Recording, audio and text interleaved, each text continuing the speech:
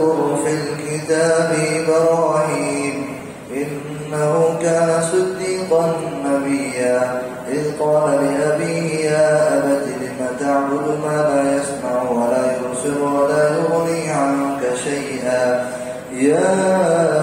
أبت إني قد جاءني من العلم ما لم يأتك فاتبعني أهدك صراطا سويا يا أبت لا تعبد الشيطان إن الشيطان كان للرحمن عصيا يا أبت إني أخاف أن يمسك عذاب من الرحمن فتكون للشيطان وليا قال أراغب أنت عن آلهتي يا إبراهيم لئن لم تنته لأرجمنك واهجرني مليا قال سلام عليك سأستغفر لك ربي إنه كان بي حفيا وأعتذركم وما تدعون من دون الله وأدعو ربي عسى ألا أكون بدعاء ربي شقيا فلما اعتزلهم وما يعبدون من دون الله وهبنا له إسحاق ويعقوب وكلا جعلنا نبيا ووهبنا لهم من رحمتنا وجعلنا لهم لسان صدق عليا واذكر في الكتاب موسى إنه كان مخلصا وكان رسولا نبيا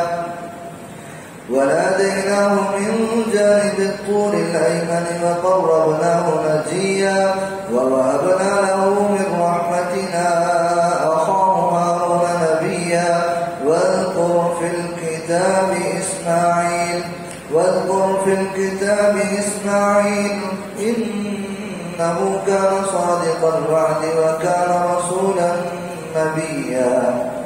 وكان يأمر أهله بالصلاة والزكاة وكان عند ربه مرضيا واذكر في الكتاب إدريس إنه كان صديقا نبيا ورفعناه مكانا عليا أولئك الذين أنعم الله عليهم من النبيين من ذرية آدم وممن حملنا مع نوح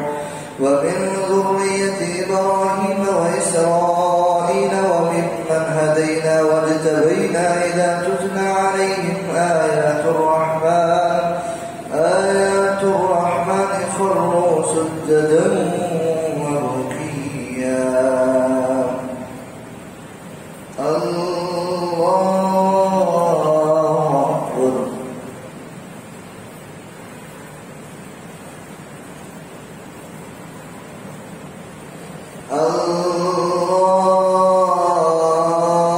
الله أكبر